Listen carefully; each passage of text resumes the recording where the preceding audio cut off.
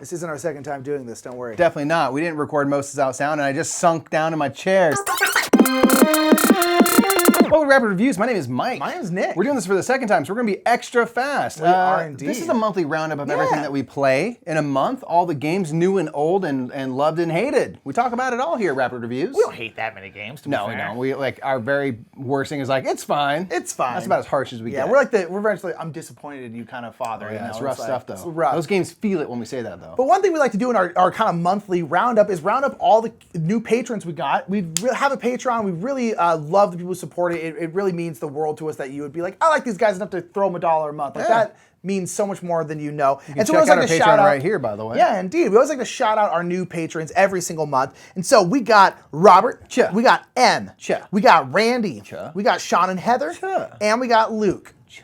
Thank you so much. We got a couple people who increased their pledge too, so thank you so much. Over on our Patreon, there's like some cool Q&A type stuff that we do. Yeah. Bonus videos. They're free for everyone, so if you want to go watch them and not give, that's honestly totally fine. You can go over there and check them out. But check out the Patreon today. Thank you, patrons. We appreciate it. And with that, let's get into what we played this month. And we're going to start off by listing off all the things that are new to us. Yes, new to us. New or old, new patrons, new to us. new these. Yeah. Exactly. Then we'll get into everything else. So the first thing we did was we played Hallertau. We did. New Uwe Rosenberg, big farming game. I feel like very big excited. farm and Uwe. Just big farm. He's big pharma. He's big pharma, dude. Big pharma, Big Uwe. pharma. But you know what? This is one that we can get behind. It's really, really good. It's really super, super cool. It's kind of like a big resource management, like a lot of these big Euro games are. And it's really, really fun. And it's really cool the way the crops work because you essentially have a couple different plots and you can plant stuff in, but when you plant stuff in, and they degrade. Yeah. Because you need to like rotate your crops. You need to give them time to kind of soil recover. Of nutrients. Yeah, and it's super, super cool. But as you always say, it's kind of like it's one of the more accessible of the big Uwe games. It felt like that to me. Yeah, it felt like getting into it was a little bit easier. It has this cool card play to it, but the action spaces are easy to understand. Yeah. So it's a big, heavy game, but you know, something like Caverna can look so intimidating. Beast Road looks so intimidating, and this was just a little bit easier to get going with while providing a big, deep experience still, very much so. I really like it a lot. Yeah. Nick, we played Isle of Cats Explore and Draw. We did. This is like the remote edition of Isle of Cats that came out with. This is kind of like a more cleaned up official version, kind of a roll and write version. Yeah, it's really, really fun. It's a lot like Isle of Cats, but it's pretty different. Instead of drafting cards, you kind of have a big block of cards, and you'll essentially choose a column of cards. It'll be cats, treasures, lessons, cards, and stuff. Yeah, a whole bunch of stuff. It just works really well. I actually like it probably as much as I like just the normal Isle of Cats game, which is great because I'm like, okay, do we want to play the roll and write? Or do we want to play? It's like Raj of the Ganges. Like I love both, pretty much equally. So I'm like, cool. Do I want to play a roll and write? Do I want to play a board game? It's just more ways to play. It's a great thing to have. Yeah, it's fantastic. It's really good. Really, really awesome. And shouts out to City of Games for crushing on the Kickstarter. Yeah, very cool. Absolutely crushing. I played Beyond the Sun with our buddy Crook. It's like a tech tree game, right? It's a tech tree game. It's a game all about space travel, and you're kind of moving ships around and taking these colonies, which will give you a big hit of points and things like that. But it's cool to see a game that is like centered around the idea of a tech tree. Yeah. Tech trees are a big thing in like video games. Like Skyrim was like one of the first ones that did this. And now you're starting to see them appear in board games more, but this is one where like the whole point of the game is like discovering this tech tree, which gives you basically worker placement spaces to go to, gain resources, gain people and ships and things to then colonize and do a bunch of space stuff. I really enjoyed it though. I'm really excited to try the Board Game Arena version to see how it's implemented now that I know the game. I thought it was really good though. I thought it was a cool thing and like would love to try it again. Yeah, I've heard it's good. I want to try it too. Yeah, I thought it was great. We played Canvas as well. Canvas is a Kickstarter that we actually didn't back, but one of our friends backed. Yes. And they let us borrow it because we've been talking about how much we want to play it. Right. And it's really cool. This is a game where it's kind of a set collection game where you're building out a painting. You'll have kind of like a background and a translucent sleeve, like they usually are translucent. And you'll put in transparent cards in that will have some component of a painting on it. Blank minus some little bit of it could have like a figure or like a mountain or something like that. And you put these transparent paintings in there, kind of layer them on top. Yeah, and it makes one kind of like Mystic Veil does a similar kind of thing, and it makes a painting. So it's really, really cool. But on the bottom of the card, there are essentially components of that painting. So it'll be like different colors. This one has like a lot of texture. Yeah, a lot of texture, all these kinds of things. And then there are goals that say like, hey, if you make a painting with every single color, you will get this amount of points at the end of the game. And so you're essentially trying to complete these goals as many times as you possibly can. And those scoring goals change from game to game, which is They cool. do, and there's a ton of them too. It's really, really fun. And we always say like, this is the kind of game that makes gamers. Yes. Because everyone can play this. It's super accessible. It's gorgeous, and it's super like so different. They're like, this is like a game I have never. If you're only used to like Sorry Monopoly, this game will blow your gourd. Yeah, because you just wouldn't think this is a thing that exists. Yeah, you but know? it's still super easy to play. So it's like wild looking, but it's not intimidating. Yeah, it's really good. Super cool. I played at a recent game night, Flapjack Flipout. I watched you play this. I do not know what was happening. What the hell were you doing? I was playing it and I have no idea. So basically what's going on, it's this super dexterous physical game where you have all of these kind of tiles that are pancakes. And they'll be blank on one side, and then the other side, there are different types of pancakes, like a blueberry pancake or an apple pancake or chocolate chips and things. Best pancakes, put it in the chat. Oh, put it in the chat. And so we had a recipe in the center that says you need to have one plain, one chocolate chip, one blueberry. Okay. And then you start putting pancakes on your thing, and you start flipping them, and you flip them up and land it, you catch it, then you can collect that pancake, and you're trying to basically get the right pancake and then hit the bell saying, I have the order, essentially trying to make the order the quickest by finding the right pancakes and flipping them. So it was just wild, and as I'm playing, I'm like, I don't know what the heck I'm doing, but I was having so much fun just trying to flip the pancakes. That's great. And I remember seeing this come out last year, and I was like, that is so fun and unique, and I want to get my hands on it, but I've never seen it in person. I've never seen it, So when they said, like, you want to come in and play around, I said, hell yeah. Flapjack Flipout, super dumb fun. Loved it. Thought it was just so silly. It's just a happy salmon. You're going to be laughing as you're like flinging pancakes around. You're just having a good time. Just have a good time. Don't try and strategize it. No brain, all fun. We played Forgotten Waters, finally. We've actually had this game for a couple of months, but you need 3 people to play it. Right. And so we had our friend Shay over, and we played it on stream, and it's really fun. This is another game like the Crossroads kind of game, like Dead of Winter, but this one is completely run by an app. And so you are playing the game, but the app will have a ton of different story elements. Right. And you're constantly doing things, and you have to like punch it into the app. Like it'll say like read prompt 908, and then you have to put that in there. And it has like voice acting too, which is the voice acting is really good. It was so much fun. We kind of got destroyed, but it was really, really good. I liked it a lot. I was like, this is the kind of game that I would love, because also the game itself is pretty darn simple. Oh yeah, pretty darn simple. The rulebook's super simple. It's like you choose an action, and then it kind of tells you it doesn't leave you hanging. It tells you like, go to this prompt. You're gonna get this many supplies. You're gonna have this many supplies. You can make this choice. It's very easy to go along. To the point that as I was reading the rulebook, I was like nervous because I'm like, there's not enough here. I know there's more to do. And then basically, as we started playing, they were saying like, we got you, baby birds. You'll be fine. Just follow along. And it was just totally story driven and this super would be fun. great. I want to play this with like a bunch of non-gamers, but you kind of want to play a campaign because this is just something that, again, would capture the mind of a non-gamer. You know? Super cool. Really cool. Was super fun. I played a game of Ladies and Gentlemen, which we played once before at Dice Tower West last year, just before. It's the end of the before times. And this is a game that's really, really fun. Both times I've played it, it's been led by Shay, who taught it, our buddy Shay, which is a great way to get into it. And basically, this is a team game where you're going to be partnered up with somebody, and one of you is going to be the lady, one of you is going to be the gentleman. And it's kind of like very much stuck in its gender roles, but very tongue-in-cheek and on purpose. And so you kind of have to buy into it and embrace that it's like, this is the wrong way of thinking about it. It's very old-timey thinking, but it's aware of itself. And so I think that's what saves it from being like, because the men go off and make the money, and the women come and spend the money. Yeah, you play 2 different games. Like the ladies are playing a set collection game. You're trying to put together the best outfit for this party at the end of the week by going shopping every day. But you don't have the money. Your husband does. Your husband plays their own mini game where they go to work and they earn money. Yeah. And there's this whole thing where it plays with the idea of like, we don't talk about finances here. That's in bad taste. Yes. So the gentleman cannot say, I made X dollars today. They could say, we had a good day at work, or it wasn't a very great day at work, darling, or whatever. And then the lady say, I would like these items, and the husband has to say like, I can buy this all, or we can't really afford this. And then I can say, well, I really want the dress, not the veil. Yeah. And so on. And if you just buy into the silliness of it, it really works well. And it's also fun when every time we've played it, everyone. I've only ever played a lady. Yeah, exactly. Yeah. Like when I played it, I played the lady. It's fun. Yeah. Everyone always switches the gender, which just makes it sillier. I think you have to do those things, or else, again, if this was like it just feels very weird. It would be really problematic because it is dealing with like gender norms that you're like, I don't know about this anymore. But and again, it's one of those things where it's just like. That's fine if like you are a woman who likes shopping. There's nothing wrong with that. But this is very much like this is what these people are supposed to do. Exactly. That's like, come on. The men work. But nonetheless, again, this is whole tongue-in-cheek. It's meant to be that way. And then again, it's almost always swapped. And then it's just silly fun. Yeah. It's a good time. Both times I've played it, I've been with big groups, and it's great for like a convention. You need a big group there. Yeah. I played Lords of Waterdeep. You did. I talked about it in a metagame minute and gave my thoughts. And my thoughts were that I really enjoy it. I think it is really a great. introduction to worker placement, where you can Yeah, that's what learn everyone kind of says, this right? concept by putting down your workers and stuff, but it's all resource management. Everything, there's like clerics and stuff, but they're just colored cubes. It's just resource management, and you're trying to complete quests or contracts of like turn in 4 orange cubes into purple. And that's like, again, I think warriors and mages. Who cares about that?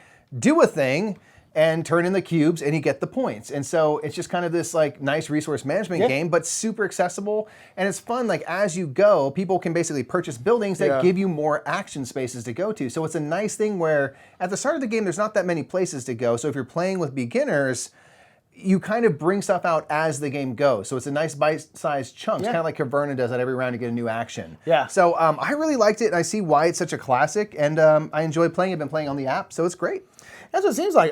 We played MicroMacro Crime City. This is sent to us by a follower, so thank you so much. Thank you so much. And this is a game that's kind of been sweeping around. It won a bunch of, I had never heard about it, but it won a bunch of BGG awards, and we were kind of like, what is this game? I've never even heard about this.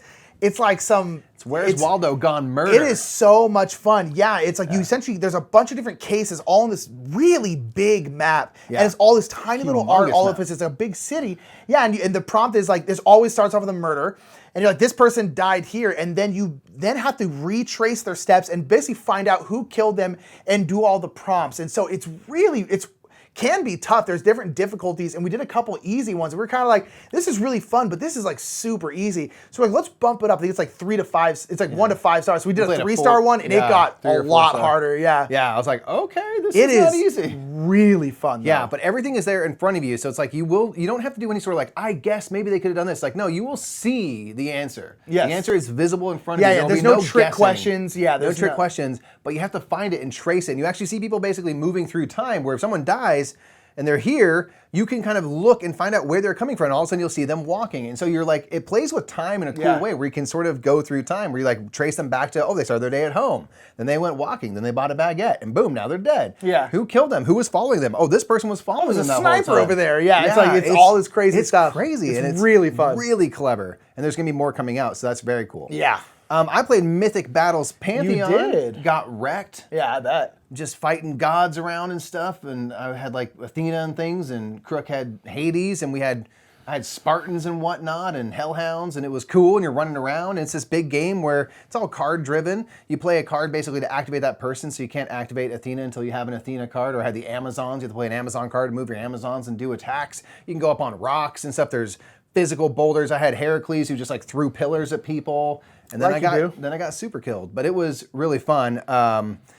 Interesting game, and I think there's like the new one, the Ragnarok game, which is like, you know, a Viking set, same thing. You get to play as Odin and stuff like that. But Mythic Battles Pantheon was fun. I would happily play it again. Yeah. You know, I think playing things like Unmatched kind of opened me up to those types of games, those heads-up just battling games.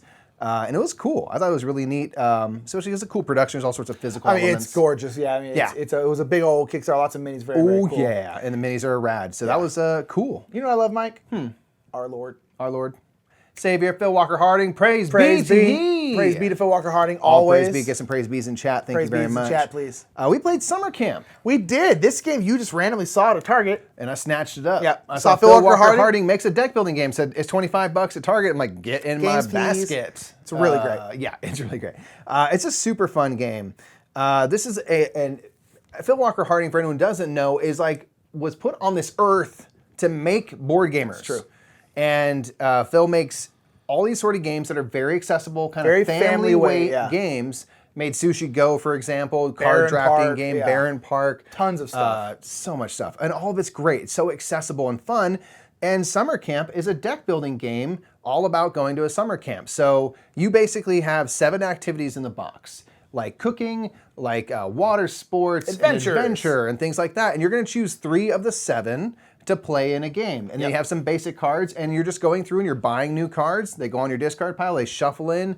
It teaches you how to play a deck building game. Yeah. And it's super fun because each activity, the theme of those cards is gonna be a little different. Yeah.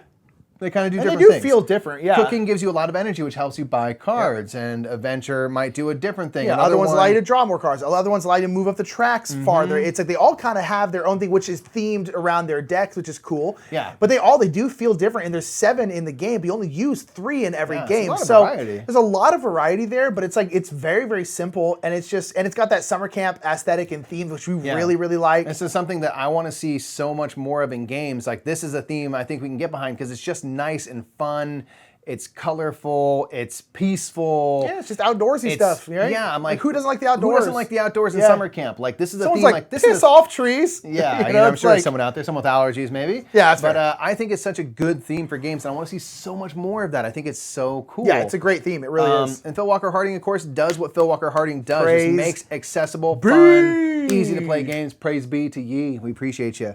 So, of course, we loved it. It was an instant buy. And for $25, a great deal. Yeah. There's a lot of content there for $25. You also picked up Terraforming Mars Ares Expedition. Boom! At the the Target. game that, per petty BGG users, is the worst game of all time. But guess what? It's not. It's made off of one of the best games of really all good. time. It's basically It is that really game. good. I dare say, there's going to be a lot of people argue, it's a better version of Terraforming Mars. It might be.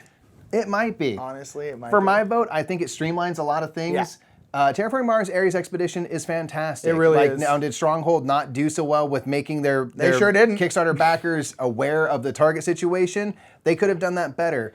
For sure. They could have been more upfront earlier saying, hey, there's this target deal. But I'm personally not mad they made a target deal. No. I think that's a good thing for the hobby.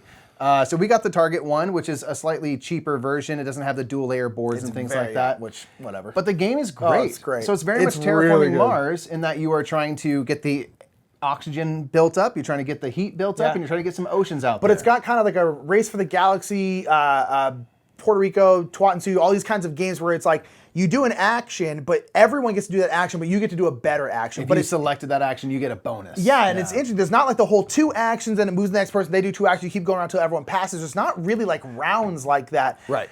There are, you have a deck of cards. The cards are 5 cards rather, and those are the 5 actions. So, and then on your turn, you choose choose which one phase. you want to be able to do. And one of those will be like, everyone can play a green card. But then if you're the one who chose that one, you can play a green card for like 3 mega credits less. Yeah. Which is cool. But then if you want to play a blue card or a red card, that's a different action you have to choose. If you want to do production, that's a different action to choose. If you want to draw cards, that's a different action. So it's so cool because you choose the action, and then you can't choose that action a second time in a row. You have to put out another card, and then that card will come back. So you have to change up what you do. But it just made it super interesting, and it was so nice to be able to just like produce whenever you wanted to produce. Yeah. Just being like, oh, I'm out of money. Cool, I'll now pay production. Or sometimes what would be great is I'm like, I think Mike is going to play a green card. I want to play a green card, but I think Mike's going to do it. So you know There's what? a little bit of I'm going to play wondering. something else because I also want to do this. And it's really, really fun. And then the rest is kind of just like Terraforming Mars. Yeah, it takes kind of like the scripted nature to a degree of Terraforming Mars in that the rounds are all identical. Yes. And everyone goes until you pass, and now it takes it where you all have to over kind the of place. choose that phase. And this is a nice little choice to make, and it keeps the game nice and Yeah. moving well. Terraforming Mars Ares Expedition, again, like Stronghold bungled the release for sure, but it is a good game. And so that's one thing that you see like all the reviews. I'm like, you're just trying to tank it, which is like not cool to do. Everyone is wrong in that situation, so says I. But next we played Too Many Bones. Which is one of the games we really wanted to play. We really wanted to play Too Many Bones. Our friend Shay, we brought him up a lot. Shabe. Shaber. Shabe was covering it, and so we went over there to play it with him because we really been wanting to try it. And he had a copy of it, and so got to play it. It was really fun. It's a game that I need to try again. I don't know how much I loved it because it seemed way too difficult. We could have just gotten unlucky. We did have some bad luck, and I guess with like a lot of co-op games, there are some elements of like, that was just an unlucky game, or and that that's was a lucky game. fair. And I do really want to try because I love the idea of it. But one thing that seemed kind of odd is so there's essentially like 2 parts of your character that you can upgrade. You can upgrade your stats, which is like your health, how many dice you can roll, how much defense, all yeah, sorts all of that kind of stuff. And then there's also like your kind of tech tree, kind of like you do. You have these tech tree, this dice tree. That to me is the really fun part of the game. Right. But there's so much of the game you have to focus on your stats. And to me, it's like, that's not the fun part. This is the fun part. I wish this was a bigger. Now, granted, we only played it once, so maybe you're like, that is what you do, and you just weren't good at it, which is also probably fair. Very likely. Like, 'Cause we we definitely got had never better played as it. we played, but it came down to the thing of like, oh, like the least sexy part of the game is like, you need to focus on this 50%. I'm like, well, that's the least fun part. Like, I want to focus on the fun part more. And I think it's just like we got, for that. I think some bad luck and just got dumb. It was not even remotely close. Like it seemed way too difficult. So I really, really want to try it again because I liked the idea of it. But as of right now, I don't know where I stand on it because we just need to play it again. Yeah, and, the jury's still out on it and stuff. But it is also very expensive. So we will be playing someone else's copy. Exactly. So Shay, we're coming over. Crazy expensive. Absolutely. Nick, speaking of the outdoors and stuff, we played Trails. Again, following that theme, Right, so Trails is kind of like the little brother to Parks. Where you are similarly enjoying the great outdoors, but here, rather than going to national parks, you're hiking back and forth on a hiking trail, trying to complete badges. Again, kind of a merit badge vibe theme. I'm all in on the theme. Give me 18 more of those games, please and thank you right now. Thank you.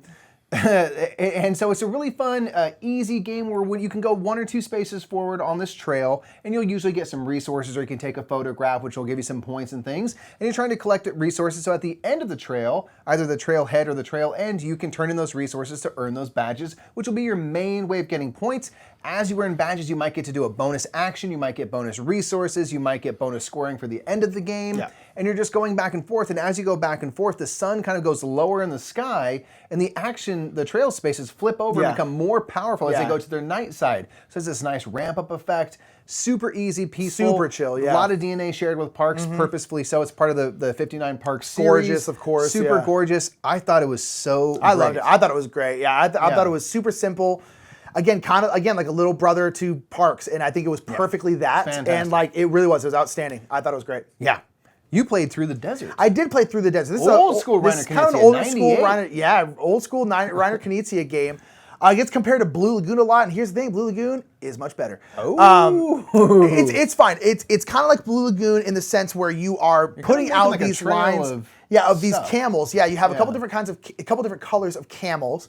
And you will have a leader of each of those. You're basically making big lines, caravans of camels. Oh, cool. And you have to keep the same color camel in your caravan. You have a little leader on the front so you know this is my caravan. And essentially what you're trying to do for the most part is there are oases around that you are essentially trying to have a camel go over and you'll collect it. And then there's a bunch of palm trees around which you want to be next to that'll give you points. Basically what you're trying to do is you're trying to make a big enclosure. You want to enclose an area. And then every spot inside that doesn't have a camel, you'll gain points for. So that's what you're trying to do. So everyone is working on the same big grid board, basically trying to make these enclosures. So you just get in each other's way, not to mention each person there's 5 different colors of camel. So each person has 5 different colors of caravan going. And so we were playing a 3-player game, so there's 15 different lines. And there's sometimes where immediately one of your lines just gets cut off and you're kind of like, well, all right, that's gone because you can't do anything about it. And so it's cool. It works just fine. I think Blue Lagoon, which is another game where you're putting out chits and making lines of things, is much simpler. And in my opinion, better. Through the Desert does seem beefier than Blue Lagoon. It's definitely beefier. It's not super complicated, but it's just kind of weird in the way things work. Like, wait, is this an enclosure? Is this not an enclosure? There was a lot of questions of that because you have to enclose the thing yourself in camel. So if you have a line going this way and I do this to your line, that's not an enclosure.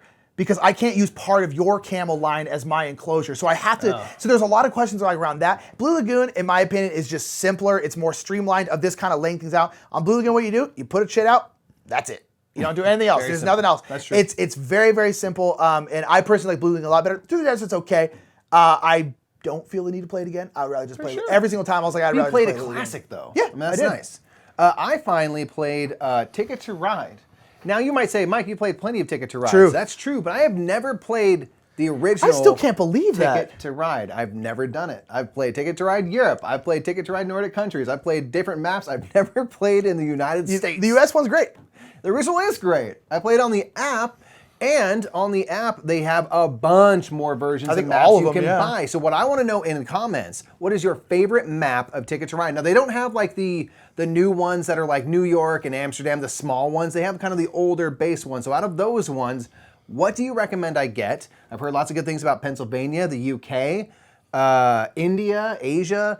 Tell me which ones you think I should get next because I'm really curious to be able to try them in this kind of easy form. Does the app work well? It works great. Yeah. It's super simple. Ticket to Ride's obviously a great set collection, train route building game, and each version has kind of like a little twist to it. Ticket to Ride doesn't because it's the base game. Yeah. And you can get the 1910 expansion, which is available in the app and I've heard to get. Yes. But I want to know what Ticket to Ride versions you think are great and the twists they provide and why, and I'm going to try them out. Maybe I can do a big stream and I'll try out a bunch of different Ticket to Rides or something. But that's all the new stuff. That's all the new stuff. The old stuff is coming right after this jump cut. All right, so now we're into old crap, the crap games of old crapness. At least stuff we talked about before. One being Lost Ruins of Arnak. Which is so good. You know we hate it. It's so good. Famously, we hate it. Yeah, this game is, it just sings louder and louder and louder. And people always ask, like, Dune Imperium or Lost Ruins. I haven't played Dune Imperium. I would choose Lost Ruins. Yeah, I like Lost Ruins. I like the theme and the stuff. Dune's really great, but I always say, the main thing I say to that is like they're not comparable. They do not function similar. the same at all. Yeah, that's really the thing. I really, really like it. I like it solo. I like it with people. I just love it so much. There's just an expansion announced. I'm like, hear about it. You're gonna go asymmetric with the players. You get your own starting deck. It's the best thing you can do. Cool. So yeah, Lost Ruins of Arnak. If you haven't played it, it's hot. I think it's gonna be hot. Combo building so good. I think it's gonna be hot for a while. I think it's incredible. Absolutely incredible. Great solo campaign going on. It's good. Fantastic. Mikey, earlier this week, we had a game house. We did. You saw us, likely if you watched that video, which is going on right up here. Codenames Duet. We won't spoil how the ending went, but we did not win. That's true. Oh, I messed it up. Darn. But it's really fun to watch how we lost because it's highly entertaining. That's what I love about Codenames Duet. Yeah. This is a 2-player cooperative version of Codenames where you have a grid of cards in front of you, just like normal Codenames, and you're giving one-word clues that pertain to, ideally, multiple with a Z. multiple cards in that grid. So you have to find these links between apple, hospital, and beetle. And it's like, is there a single word clue I can give you that gets you to all of those? Nope. Probably not. I can probably get apple and beetle a little better, but so you're trying to make these connections between words because in Codenames Duet, you only have like 9 clues between the two of you that you can give to get 15 words. You have to double up on a couple of them. You have to. You can't go one by one by one by one. And I love that it forces you. It's like you cannot just get by doing one word for one word clues. It's just not going to work. And it's the best thing with Codenames. It's so good. It's so really fun. Is. By far the best version. We played Cubitos on TLN. We took the midnight spot on TLN. So we were streaming. We got a bunch of people who were like, "Why are you streaming so late?" We're like, "We're on TLN right now. We're doing party. That's why." Play Cubitos. It's still so good. This is a racing game where you have a bunch of like 8 or 9 different kinds of dice that you have, and the dice will all have a different power. Yeah, 9. And you are, I don't know, somewhere there. Right there. And you are racing. You're trying to get around this track as quick as possible. First one to get past the track or the fastest finish line wins. And you're buying these dice, and the dice all do different stuff. They're much more powerful than kind of the base dice you get. It's kind of like a deck builder, but with dice. It's like a dice pool builder. Yeah, exactly. And it's really, really fun. It's got some similarities to Quacks in terms of like you're buying new stuff, and those new stuff are powerful versions of things. It's like catch-up mechanism that's similar. Yeah, it's push your luck. But other than that, it's a very, very different game. But it gets compared to Quacks a lot, and they're both outstanding. But Cubitos is really, really, really fun. Such a fun racing. Yeah, and there's like 10 different dice. There's like 7 different powers for each die. So there's 4 different boards you can play on. So much variety. There's so much variety. It's insane. It's really good. Yeah. Nick, we played Dinosaur Island. We played with Zen Banana Slug. Joined us for a stream. How fun was that? It was great. It was super fun. I am getting pretty close to done. With really? I'm pretty close to done. I'm not. I still feel like I'm not anywhere near close to done. I'll bring it to my place. Part of my thing was I took the strat of like, I'm going to go. Here's the thing. I'll amend my statement. The water dinosaurs are the worst. The Totally Liquid expansion has some okay stuff going on, but the water dinosaurs, kind of what I would consider the central feature, are horrible. Yeah. They just don't work. I don't get it. It's like random, the things they provide versus the threat they provide. And I said, like, let me lean in and try to go water dinosaur and try to make this strat work. Guess what? Super didn't work. Yeah. Super didn't work. I was like, I built this one dinosaur, it gave me all this excitement, but all my threat, and then the two of you had the same amount of excitement like one round later. I'm like, what was the point of that? Yeah. I don't know. I'm kind of the same boat with I think I need to let that go to reinstill my love of Dinosaur Island because it's hurting it. It's hurting the overall product.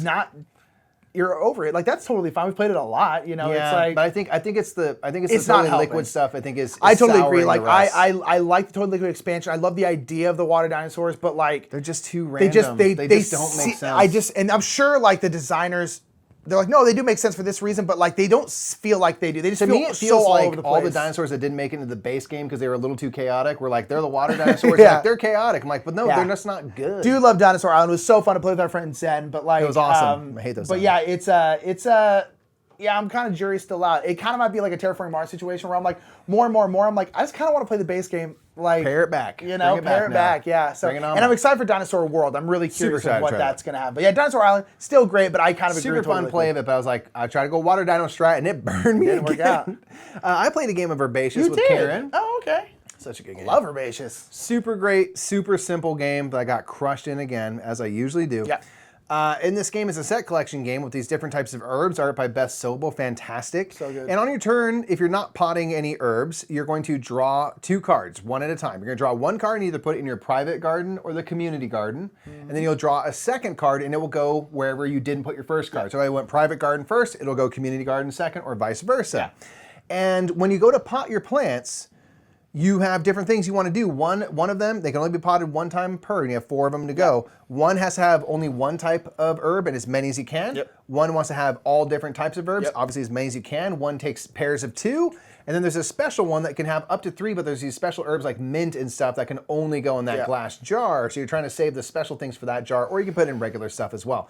And there's that kind of great push your luck element, because when I go to pot, I can take stuff from my private garden, but I can also take stuff from the community garden. Yeah. So you kind of like want to keep going as long as you can and take wait until there's a ton of stuff in the community garden to then pot, but also one of your opponents before it gets back to you might take all the stuff from the community garden for themselves because it's free for everyone. They will, And it's kind of a so push your hard. luck element to it that's really fantastic while being a crazy simple game. This is my favorite backstage game that I play backstage of shows because I can teach it to anybody and we can play very fast. Yeah. Herbaceous is fantastic, and because I haven't been in shows for a year and a half, I haven't played it recently. It's a great game. It is really great. We played Empires of the North. Yes. Love some Empires of the North. Just randomly grab 2 factions and go. At this point, we have satisfying game. Yeah, we have a bunch. We don't have the new expansion. We want to get it, but we have all the other expansions. So at this point, again, we have like 12 different factions. Yeah, I think. Because there's 6 in the base game. We have 3 expansions of 2, right? Yeah, exactly. And there's 14 available, and it's just one of those things where it's like all the factions are very, very different. They all play very differently. So you just grab a faction and you just go, and it's real. I mean, talking about quick engine builders. I think that's one. Yeah, because it's always faster than I think it's going to be. It's very quick. It ends up the game, especially with it's like 4 2 rounds. players. Yeah, it's like Very like a fast. 20. Probably 30 to 45 minute game for us. It's quick, which I like about it. But actions are simple. It's just so much fun. It's so much fun to explore all the different factions. They're always so cool and different. It's like, oh, that's right, this one does this. Yeah. Okay, how do I make this work? Like the one you were playing, you grokked yours real quick. The one I was playing, I was like, I am doing this bad, and I got destroyed in it. But it was still really fun. So fun. We played Jaipur physically. We have it now physically again. Finally, Shouts out to Niall Bar. We appreciate you. Jaipur is such a fantastic 2-player card game. Ultimately, kind of set collection. You're turning in sets of certain types of cards to get these tokens, which are worth points. You're trying to accrue the most money, but you play a best of 3 series. You're trying to win 2 rounds out of 3, and whoever has the most money at the end of each round takes the kind of round token. Again, first one to get 2 tokens wins. It's fantastic the way it works with the kind of camels, which you can use to facilitate trading. Taking these these cards, hate drafting. A lot of really cool stuff you can do to make a tactical 2-player card game. This is still like one of the first ever 2-player games. It might have been the first way ever, back when at Game House, and like it's had the staying power. I'm like, man, what a lucky. I don't know what. I think maybe you had heard of it. I had heard of it, yeah. And so we like just learned it out of the rule book one day at a cafe and played it. I'm so thankful because it's such a good game. It's so good. Love It really Jaipur is. so much. Jaipur is great. We also played Journeys to Middle Earth. Played this a couple days ago, actually, as of recording this. It's too hard. It's really hard. We need to lower the difficulty. We're playing on normal. We're going to go on beginner mode because go to adventure mode. It is too hard. But nonetheless, this is a so great fun. game that's based off the Mansions of Madness system, where you have an app-driven game where it's like the tiles that come out, the enemies that come out, all that kind of stuff. All generated randomly. So you never, even if you're playing the same scenario, it's going to be different. The story elements will be the same, but the way it works will be completely different. And it's so much fun because you get your characters level up, so you get experience. You can buy new, better cards with that experience. You're going through a campaign. The story's cool. It's also Lord of the Rings. We're massive Lord of the Rings fans. So it's just great. Yeah, it's great. He's Bilbo. I'm playing as Gimli. It's great. We're both just small beating. Mike was straight murdering. I got a little bloodlust as Bilbo, just game. cutting people's heads off. Yeah. It's been great. Wearing them as hats and stuff. It was good. wild. But nonetheless, It's really, really fun. If you like Lord of the Rings, if you've played Mansion of Madness, you want to try a Lord of the Rings version, it's incredible. I absolutely adore it. I think we want to play adventure mode because it gives you a little more time. That's one thing we've realized in the game is that it presses you for time. You have to be quick. And I'm like, I want to explore Middle-earth more. So we're going to switch to that mode and just enjoy ourselves a little bit more because it's hard. We lose all the time, but it's very Everyone fun. knows we're hardcore gamers. We don't need to prove it. Yeah. Nick, we played number 9. Fantastic puzzle game when you put together a glorious I put together my best game at number 9 I've ever played in my life. I fell apart. This is a fantastic tile laying game where you have all these different wild shapes that are based off of numbers 0 through 9. And you're going to play 2 of each number. So 20 cards total, or 20 tiles rather, that are dictated by these cards that get flipped over. And you're trying to stack stuff up. You need to build a base that has no gaps and build things on top of that to then start being worth points. So if you get a 9 on the 3rd level, it's going to be worth double, basically, because the bottom level of the floor, whatever, is nothing. Then the next level is worth 1, then 2. And it's just great. Like, it's so... It works so well. So fun. Such a fun mental puzzle. It's incredible how well it works. These weirdly shaped pieces. It works great. We love playing it on stream. It's a great thing to play after you play the game. Yeah, because if everyone has a copy, everyone can play. Because you go just draw cards, you all have to place that. It's super good, but I love number 9. What is that? Pictomania. We played Pictomania. We played this quickly with our friend Shay after we played Too Many Bones, and this Pictomania is the best drawing game. It's so good. Fun. There's no that and like Telestrations are such good. It's so good. Every time I play Pictomania, I remember I'm always like, that's right. This is one of the in terms of pure fun during the game, not necessarily like strategy. Just pure fun. It's maybe one of the best games out there. It is so incredibly fun. But this is a game where everyone's drawing. Everyone has a prompt. And you're drawing, and there's a couple different cards up. I think 3 different cards. I'll have a bunch of different stuff that are all related to like sports, like baseball, basketball, football, that kind of stuff.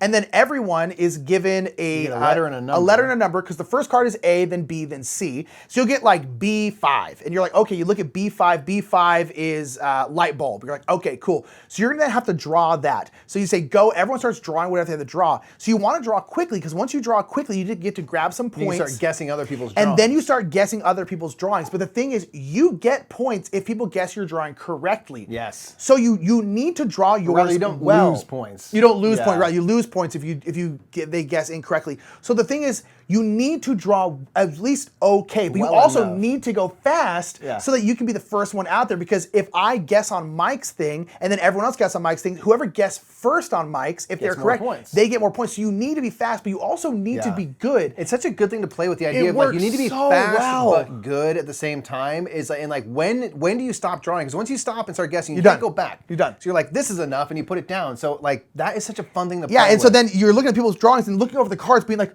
what is that? Is that football? Is that a basketball? What is that? What is that? And the prompts get harder and harder. And they get... Where they're all kind of themed. Yes. But as you get to the harder levels, the difficulty of the cards actually goes up. So the first one, they're all like loosely themed, but very different. So easy that you're like, this game is crazy. Yeah, it might be like park, and it'll be like tree, playground, apple, bench. And you're like, those are very different. And then the other one is just like bar, saloon, tavern. And you're like, how do you differentiate between one of the other? Yeah. It gets like that specific. It's like, yes, they are technically different, but not really. But not really. It's so hard, and it's just the ramp up is so good. It's one of the best, so fun party games. It might be my favorite party game. And it is also so good. We've played it at such good times. We played it at Dice Tower West randomly and loved it. We played it on the cruise. Loved it. And now we got to play it at Shay after like a year of not being able to come together. We got to play. So like it has like very strong attachments to very good times. It's so much fun. What else did we play? Nick, we played Grand Austria. I was over at our friend Jimmy and Hannah's place, and we played a little Grand Austria Hotel. I talked about this in a minute. I have gotten significantly worse at that game. Every time I play it, I get worse. I get worse and worse and worse. This game, you're running a hotel. It's very difficult to do so.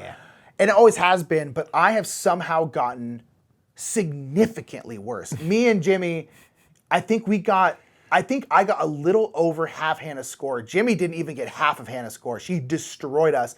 But we both played... I'm so bad at this game now. I don't know why. It's a hard one. I've gotten so bad. I still love it. I love it to death. So satisfying. But I am so bad at it. Great game. It's the best game to be really bad at and still love it somehow. It defies odds. I played a little bit of Magic Maze as well. I played Magic Maze. Hadn't played it in a while. Played this at that meetup that we had, which was super fun. And I forgot, I was like, this game is honestly great. It's a game that I don't feel the need to, we called it a while ago now. But I don't feel the need to have, but it is very fun. This is a cooperative game where you are all for some reason, fantasy creatures like dwarves and elves cruising in a mall to steal. It makes no sense. I don't get it at all. But nonetheless, perfect. you have these things you need to do. Each fantasy person needs to go get their weapons. So the dwarf needs to get an axe, the elf needs to get a bow, that kind of stuff. The mage needs to get a little potion. And you need to go to a certain spot on this map that you're constantly discovering, kind of like an escape the temple, whatever the game's called. Kind of thing. You're constantly discovering stuff. You need to get your weapons, and then you need to leave. And every character has a specific place they need to leave. So you have all these pawns. So no one is a specific character. It's not like Mike's the elf, I'm the dwarf. Yeah. Everyone is a direction. So in this case, like it was me and our friend Visor playing, and so Visor could go like down and left. So he can move pawns down and left. I can move pawns up and right. There's also escalators. Only Visor can move them up the escalators. And the thing is though, when you're playing, you're not allowed to talk. Right. So you're all just trying to like communicate in this big red pawn. You can like tap. To indicate that like this thing's specific. You can do the pawn and say like you need to do something, but you can't point at like what it is. And so they're like, what do you need to do? What do you need to do? And it's really crazy and hectic. It's very, very fun. I like it a lot. Match Maze is a good time. It's super fun. It's a good hang. We played Quest for El Dorado. Yeah. On a nice morning stream, nice chill little race that I ended up winning. So we played with the heroes and hexes. We played the last couple times, which adds some cool stuff. It's a great Reiner Knizia intro to deck building game because it's very easy to understand. I need to move on to the space. I need to have a machete symbol. Do I have that in my hand? I can play that and then move on to that. It's incredibly intuitive. It's such an easy game to understand how to go places because it just shows you on the board and you turn in the matching thing from your hand. Anyone can get that. It's all icons and stuff. It's fantastically done. It really is. It's great. Quest for El Dorado is just great racing game. Fantastic. Really good. So good. We played Rap Gods. Yeah, love Rap Gods. Early in the month. We love Amari. We love Board Game Brothers.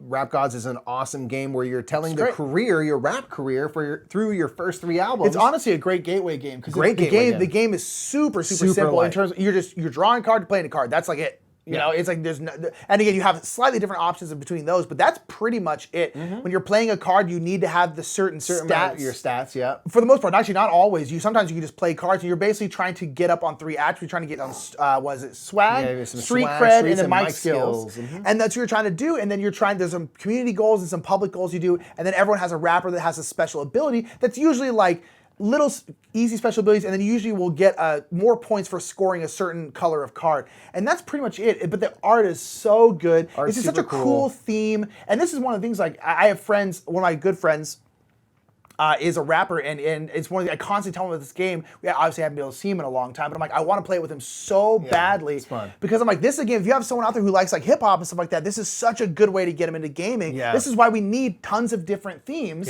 Because if you have a friend who's like a huge hip hop fan, you're like, hey, let's play this game called Rap Gods. You get to like live out a rap career, and it's like simple and easy and gorgeous and just fun. It's just, Rap Gods is awesome. I love it. It's a fantastic time. Nick, we played Remember Our Trip. We did with the Shea Bay. He's been like the theme of this. I know. We saw him like a couple times. We saw him like 3 times this last month. So it's a lot. Just ended up being a lot. Remember Our Trip is a fantastic, like probably the most unique game I can think of.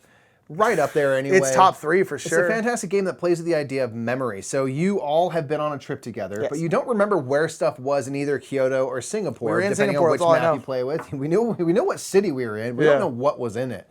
And so you'll be drawing out these cards, and we'll put out these different tokens that have different land features. There's like restaurants and shops and parks and hotels and monuments.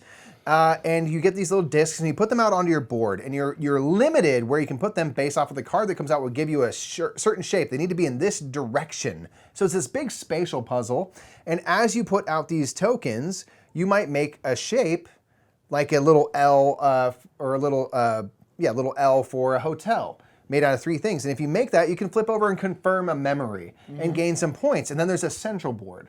And you check out the grid, and it's a A2, A3, and B2 or whatever it is. And you check the central board and see, do those areas have a hotel?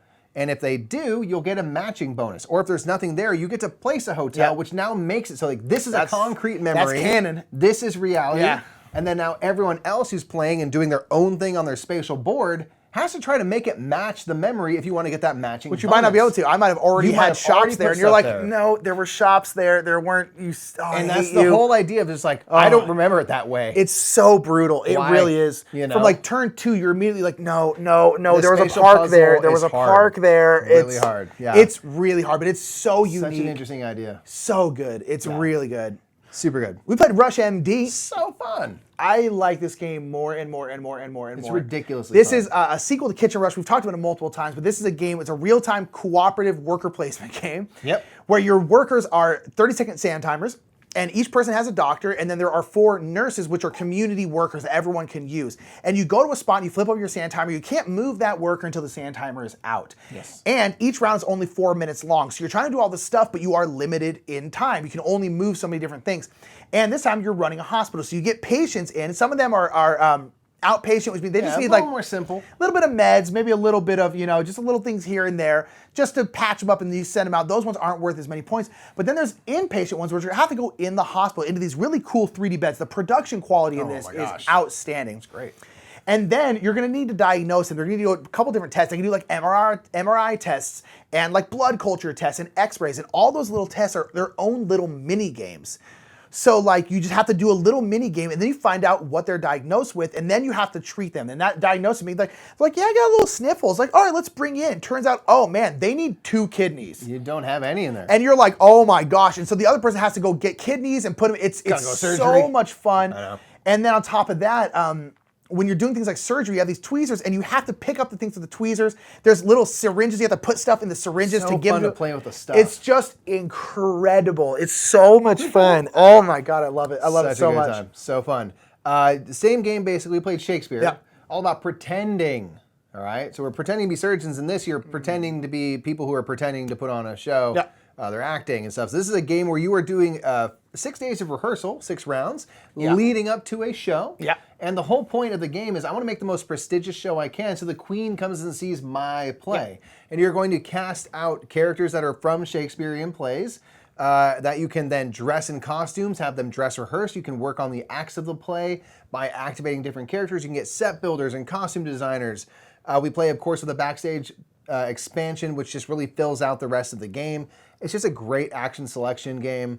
That's just got such great art and stuff, and it's had a lot of longevity in our life. Oh, yeah. Every time we play it, I'm always like, man, I'm just always glad that we have it. Yeah. Even if we don't play it super often, it's just play a couple times a year max, and it's always great. Yeah, it's a great game. Shakespeare is just like so rad, great theme, of course, fantastic art, just a great production. Yeah, Shakespeare is one of our evangelism games. Another one of our evangelism games at this point is Sierra West. This was my favorite game of a couple years ago.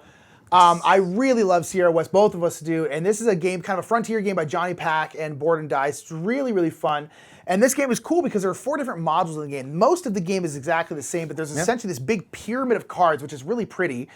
And those cards are specific to the module. You have your base cards, a little bit of deck building, and you are doing these actions and you're putting your cards in your player board in a very specific way, and it's going to create 2 paths, and then you have 2 little frontier people, and they're going to go along that path, and on those paths are different actions. Some of them you're gaining resources, some of them you're turning in resources to put in cabins. Excavating parts of the mountain to get cards. Excavating stuff. Yeah, there's a whole bunch of different stuff. You're like trapping animals and that kind of stuff. It's really cool.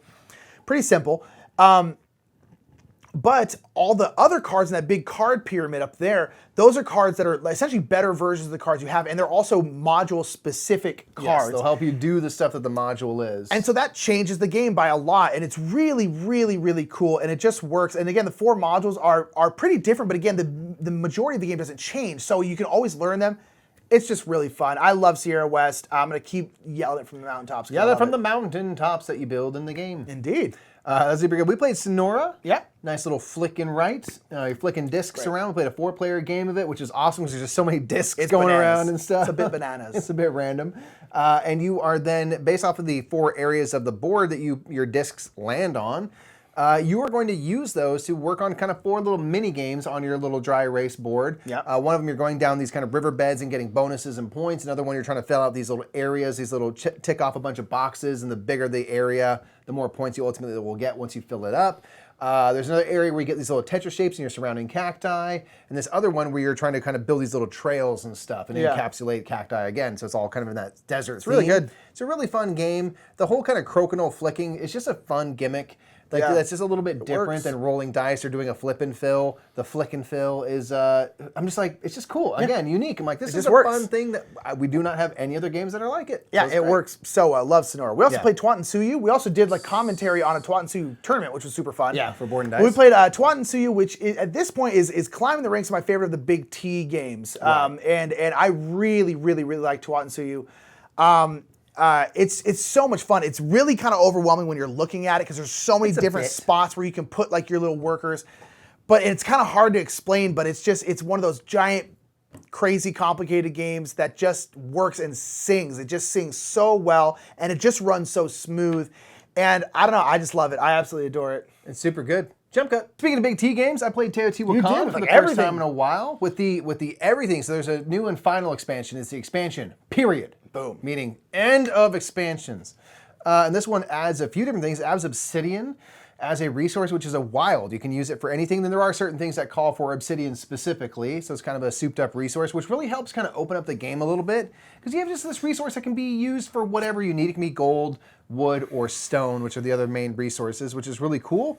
And there's this expansion board. So normally where you go out and you put your buildings and go up the Avenue of the Dead, now you'll be putting these warriors out onto this expansion board, and you're kind of expanding into different regions, and then you can then put the buildings on that board and trigger these bonuses and stuff during the eclipses. For however many soldiers you have out. So it added some fun stuff, very much like the late pre-classic period. It's all modular. You can take or leave whatever you want. So the cool thing is for me, it's like, hey, if I'm just not going to play with everything, I'm always going to play with obsidian. Yeah. Because it just makes the game a little bit easier to play and a little bit easier to do your stuff. It speeds the game up a little bit. So I was like, that's great. And that's what's really fun about all the expansion material they've done is it all operates in that way, where it's like, take or leave the parts that you want, and they're all pretty good and pretty easy to implement. So we played a big game where we had everything in it. It was just a lot of stuff. I bet, But it was really fun to try just everything mixed up with it. So Teotihuacan was a super fun time, and the newest expansion is good. I recommend it. We played normal Terraforming Mars on top of Terraforming Mars Expedition, and here's the thing, it's still great. Still a great game. I still love it. I love Terraforming Mars. I really do. Yeah. I kind of like, when we first played it, I loved it. And then I feel like I cooled on it a little bit for a little while. Yeah. I honestly think it's because we had just gotten expansions and more. I want to play base game with Prelude, and I think that's it. And the last few times we've played it, we've played that maybe Venus next, but it's just like, we've played kind of just more base version with Prelude. And I'm like, this is what I want. It's simpler, it's cleaner, there's less going on, there's less to think about. I like it like this, and so I think that's kind of my way I want to play it from now on out. Again, I'll play with one of the other expansions. I'm not like against it, but just like, and honestly, it kind of reminded me like, man, no, this game is just dumb good. Yeah, I mean, it shows that they really hit with that base game. Yeah, that's pretty much all you need. I think it's the best version. Yeah, I really do. It's really great. Lastly, we played Wendake. It's been a while. Been a while since we played Wendake. Been about a year. Yeah. And Wendake is pretty much a once-a-year game. Once or twice a year, No shade toward it at all. But this is a great game where it has just a really unique action selection system. Yes. Where you are kind of have this little tic-tac-toe board, a little 3x3 board, and you can either do a line up and down on any of the columns, a line going across on any of the rows, or you can do a diagonal going through the middle. And the three things you do, in whatever order you choose to do them, you will carry out various actions. Some of the little tiles show multiple actions, some just show one, and you're upgrading the tiles throughout the game, which is like the best part about it. I love doing that. You're doing this to put canoes out on the board, to move around on the board. There's a bit of area control presence. You can trade with a white man. And gatherers and stuff like that. Hunters and gatherers that can give you resources and produce resources. You can get these special actions and things. There's a lot of cool stuff to do, and you're trying to do this great balancing act between 4 tracks. There's kind of 4 ways to score points. And on the top, there's going to be 2, and on the bottom of the board, there's going to be 2, and that's randomly assigned what's where. And the way it works is whatever you have on the top, between those 2 tracks, whichever is lower, that's your actual score. On the bottom, same. Whatever is lower is your actual score. So you need to work on, ideally, all 4 evenly. It does not help you to race all the way up on one and have 1 point on the other, because 1 point's what you're going to get. We love that whole thing in the game where your lower score is your score, and you have to kind of balance that I really like it. And Wendake, every time we play, I'm like, it's just a great game, a really cool game. Love the theme, of course. It was done well with consultation and stuff. It was done appropriately and respectfully. Yeah, it's great. And It's just great, and it feels pretty unique. It's in terms of the access selection and the area control. It's great. I mean, I absolutely adore Wendake. I think it's incredible. Yeah. And again, another game that people don't really talk about. It's unfortunate because it's so darn flew good. under the radar, and it's a really solid game. So good. Highly recommend if ever you get a chance, check it out. That's it. That's our list, man. We played a bunch of games. Yeah, this I'm not month. sure how many. It was like 39, something like that. It was a good month. We got to see people again, which helped for sure. But yeah, it was a good month of game. A lot of new stuff, which is super cool. That's it. That's it for everybody. Thank you so much for checking out. Let us know what you played this month. What was your favorite game jam in the last 30 odd days? Hit us with it. Let us know if there's anything you want us to check out. As always, check out our Patreon. Like we said, thank you to our new patrons at the start of this video. We really appreciate it. And we'll see you in the next one. Bye, everybody. Bye. This room is warm. It's very hot, and I don't even live in a hot place. You know what's hot, Mike? What? Subscribing. Subscribing's the Clicking on those videos. That's hot. Yeah, that's how you want to be hot? Click on those videos. Beat the heat by feeding the algorithm, baby.